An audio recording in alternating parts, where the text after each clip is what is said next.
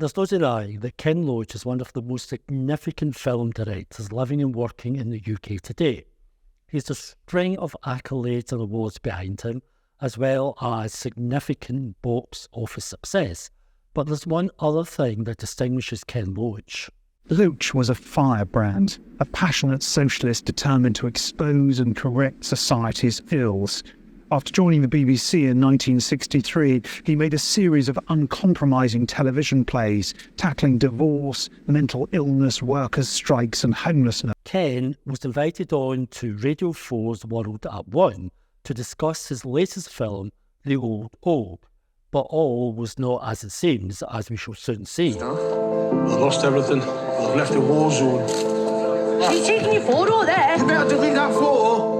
They're just kids, man. Let them get in the house and get settled, man. I'm really sorry that happened. Can't say I'm surprised to hear the stuff that come out within the pub. This has become a dumping ground, lads.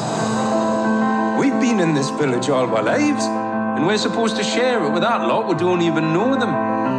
Thank you for your kindness when we arrived. I really appreciate it. My name is Yara, by the way. What's yours? Tommy Joe Ballantyne. Do you mind me asking? Are you all right? When I was a little girl, I wanted to be a photographer and travel the world. If you've got a moment, will you come back to the pub with me? I wanted to show you the photographs in here. Whole way of life, just gone forever. The interview with BBC Radio 4's Sarah Montague began well enough with a wide-ranging discussion of the film and its main theme, refugees and how refugees are treated. It is a story of a traditional white community feeling challenged by the arrival of Syrian refugees. It's a story that dates from 2016, but has only become more relevant since.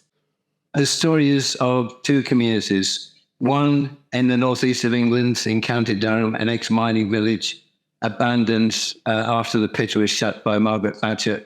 And the old tradition, the old strength of the community has faded.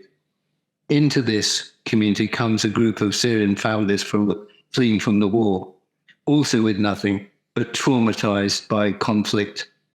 The conversation then, naturally enough, flowed on to Zoella Braverman and her recent disgraceful comments about refugees and how she thought they should be treated. UN rebukes British Home Secretary over attack on asylum system. UK Home Secretary warns uncontrolled migration poses existential challenge. Zoella Braverman wants to rip up international rules on refugees. And we also have a Home Secretary who said this week that she wants an overhaul of the UN Convention on Refugees so that those who are at risk of discrimination but not persecution shouldn't be getting asylum. I mean, we can see where they're going. It's immensely dangerous. The conversation then turned to Keir Starmer and how Kent thought the opposition Labour Party, if and when it's elected into government, might cope with the issue of refugees. As you can imagine, Ken didn't hold back. Are you more encouraged by Labour's position on migration? I have no confidence in Keir Starmer whatsoever. And everything he says, he rejects a few months later. I don't believe a word the man says, and that's intending people should either.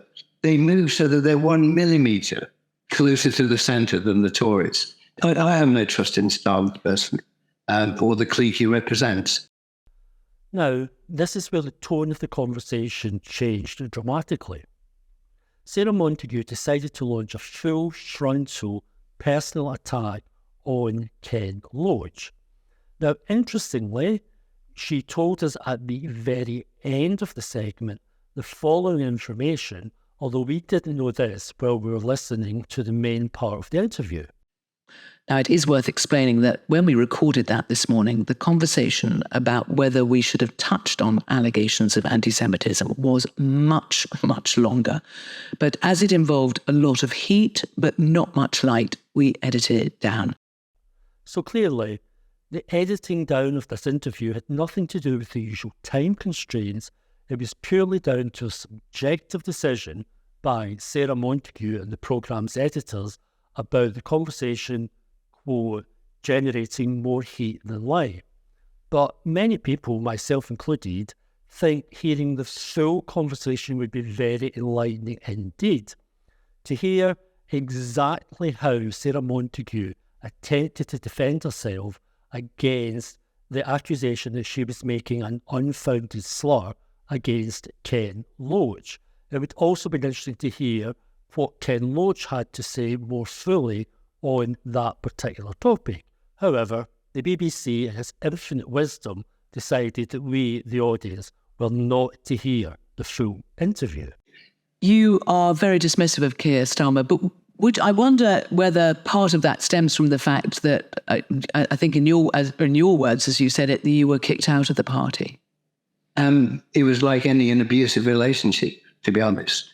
I mean, the Labour Party is its whole processes of dealing with disagreements is very flawed. I mean, it's something I think BBC News should examine more closely.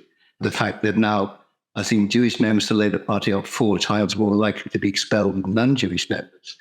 But it is the campaign against anti-Semitism that have complained to the BBC about their involvement in one of your other films coming up, because they say that you have been appalling in your anti-Semitism denial because, and that's not why you were kicked out of the party, but because you didn't disown those.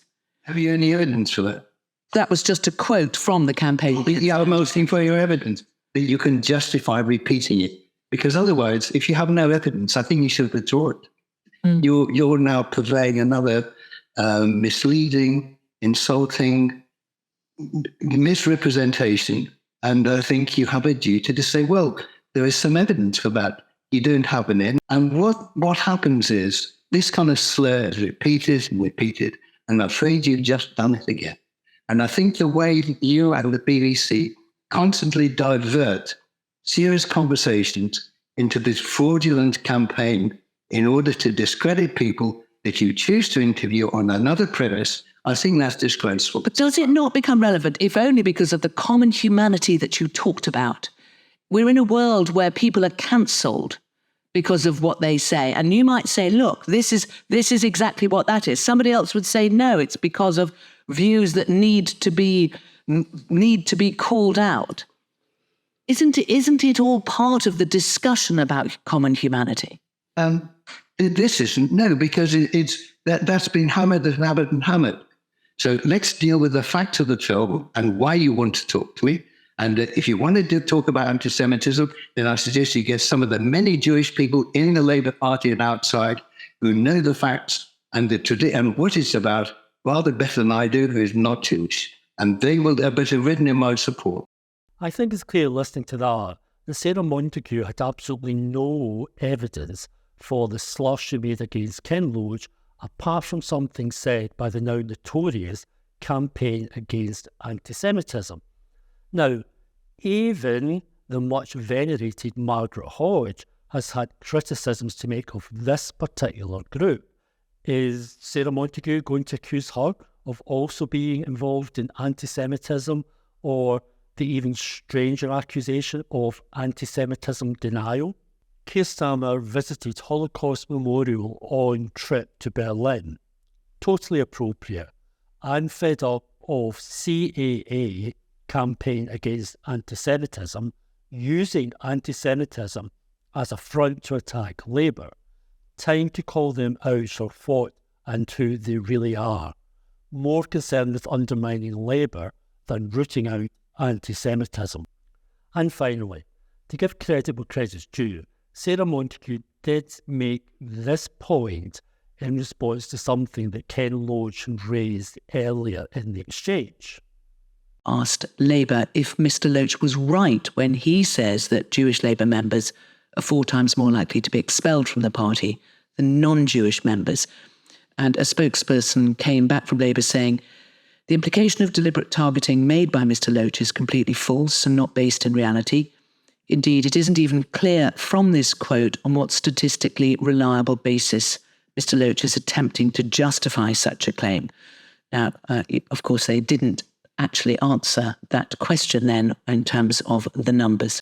It seems to me that Sarah Montague and BBC Radio 4's World at One owe Ken Loach a fulsome apology for the way he was treated and the completely unfounded slur that was made against him based on something said by a now widely discredited organisation.